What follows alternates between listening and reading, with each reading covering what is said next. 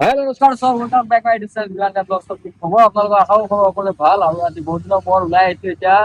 গুৱাহাটীত জমেট' মাৰিবলৈ কাৰণে আৰু মোৰ লগত আছে এতিয়া সমীৰণ আৰু এতিয়া গৈ আছো এতিয়া বৰ্তমান অৰ্ডাৰ চৰ্ডাৰ লগা নাই আমি এনেকে গৈ আছো আৰু অৰ্ডাৰ লাগিব অলপ টাইমৰ পিছত গৈ থাকো বলক অৰ্ডাৰ লাগি গ'ল জাষ্ট 50 টকা অৰ্ডাৰ লাগি গ'ল এতিয়া এইটো পিক আপ কৰিলোঁ তাৰপিছত একেবাৰে পিক আপ কৰোঁতে আপোনালোকক দেখুৱাই আছো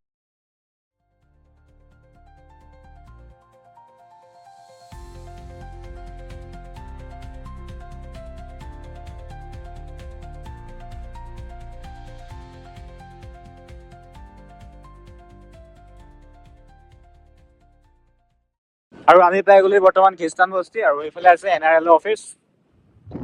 এইডাল কম ডাঙৰ বনাইছে নে লবি নি কিনিবি এইটো কেলে তোৰ চাউনে অহা নাছিলে চাগে স্পীড বাইক চলাওঁতে আহিছে যেতিয়া পাই গ'লো মেকডনাল্ডছত আৰু এতিয়া ফুড ৰেডি হৈ গ'ল জাষ্ট নাও এতিয়া পিক আপ কৰিবলৈ গৈ আছো আৰু ইফালে যাব লাগে পিক আপ কৰিবলৈ গৈ আছো দেখুৱাই আছো আপোনালোকক 696968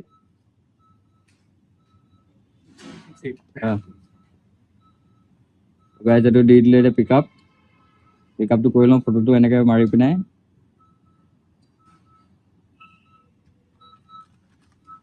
লগ পাই আছো একেচাতে আকৌ ড্ৰপ কৰোঁতে এতিয়া পিক আপ কৰি মেলি গৈ আছো এতিয়া ড্ৰপ কৰিবলৈ 4 কিলোমিটাৰ এইটো GS ৰোড হয় এইটো GS ৰোড এতিয়া পিক আপ ড্ৰপ কৰি মেলি আপোনালোকক দেখুৱাই আছো পাই গ'লো ড্ৰপ লোকেশ্যনত আৰু এতিয়া এইটো ড্ৰপ কৰিবলৈ গৈ আছো লিফ্টত 9th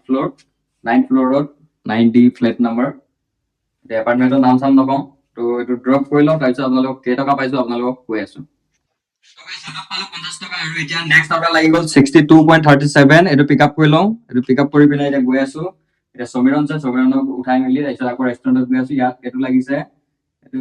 নাম চাম নাজানো আপোনালোকক দেখাই আছো বলক নেক্সট অৰ্ডাৰ পিক আপ কৰি ললো আৰু এইটোৰ নাম হৈছে অভিজিত চক্ৰৱৰ্তী আৰু ইউ ব্লগ বনাই আছে আৰু এতিয়া যাওঁ ড্ৰপ কৰিবলৈ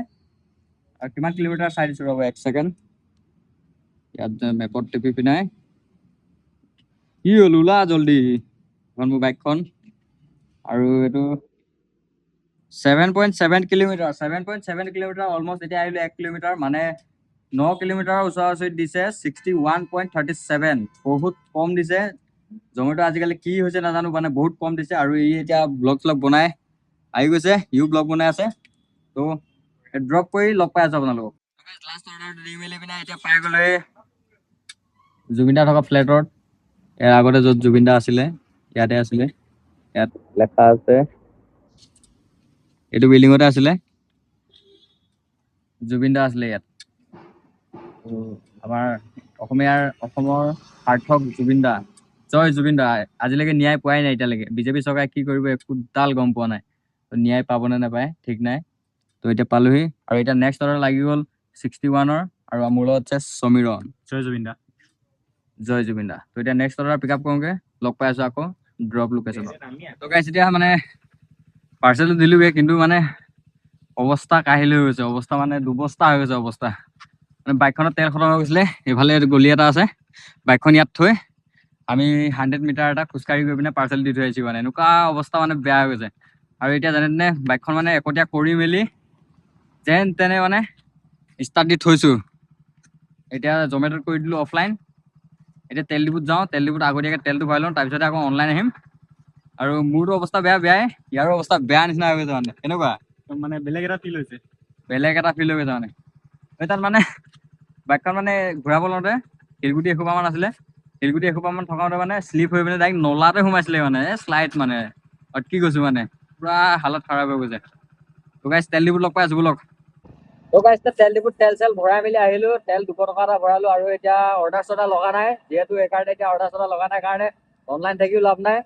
অফলাইন গ'লো এতিয়া জমেট'ত আৰু এতিয়া গৈ আছো আমি হাতীগাঁৱত ভাবিছো আমি দুটা মানে খাম বুলি ভাবিছো এতিয়া বিৰিয়ানী খাবলৈ গৈ আছো হাতীগাঁৱত বলক আপোনালোককো দেখুৱাই আছো বিৰিয়ানী কিমান দিয়ে কেইটকা লয় কি কথা চব আপোনালোকক দেখুৱাই আছো বলক আৰু আমাৰ লগতে আপোনালোকেও হাতীগাঁৱতো চাই লওক লগত আমি খাম বিৰিয়ানী অ'কে গাইজ নেকি গাইজ মজা চলো বিৰিয়ানী খাইগা আমি খাই আছো এতিয়া বিৰিয়ানী ন খাই লওঁ তাৰপিছত লগ পাই আছো তো গাইছ এতিয়া বিৰিয়ানী চিৰিয়ানী খাই মেলি এতিয়া আহি গ'লো আৰু এতিয়া বৰ্তমান চিকৰটো খাই লওঁ নে কি গাইছ চিকৰটো মেইন যিহেতু ডেকা লোৱা আৰু দেই তাতে ডিউটি চিউটি কৰি থকা লোৱা যায় ৰাতিটো চলি থাকিবলৈ অলপ লাগে আৰু গুটকা চুটকা অলপ নহ'লে টোপনি ধৰি যায় যে আৰু এতিয়া ডিউটি চিউটি কৰি আহিলোঁ আৰু আজিৰ দিনটোৰ আৰ্নিংটো এতিয়া ৰুমত গৈ দেখুৱাই আছোঁ আপোনালোকক ইমান এটা খাছ আৰ্নিং হোৱা নাই তেল চেল ভৰাই বিৰিয়ানী চিৰিয়ানী খাই চাগে বাজিছে চাগে 50-60 টকামান আপোনালোকক দেখুৱাই আছোঁ নে কি যিমানটো নাই ইমানেই হ'ব মানে মোৰ আন্দাজ মানে যিমানটো ইনকাম কৰা হৈছে তাতকে বেছি আমি খাইছো সেইটোৱে তেল ভৰালো 200 টকা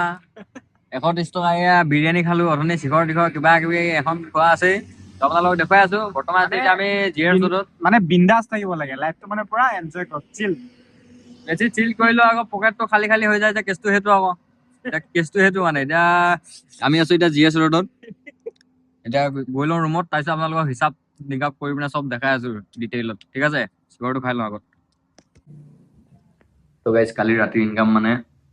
ৰাতিৰ বুলি নহয় কালি দিনটো টোটেল মই দিনত 3 ঘণ্টা গৈছিলোঁ আৰু ৰাতি 1 ঘণ্টা জেগাত তেল খতম হৈ গ'ল তাৰপিছত অফলাইন গ'লোঁ তাৰপিছত অৰ্ডাৰ নাপালোঁ সেইকাৰণে অফলাইন গৈ বিৰিয়ানী চিৰিয়ানী খাই দিলোঁ টোটেল মই 4 ঘণ্টা কালি ডিউটি কৰিছোঁ 4 ঘণ্টা ডিউটি কৰি 516 টকা আৰ্নিং কৰিছিলোঁ 516 টকাৰ বিৰিয়ানীত গ'ল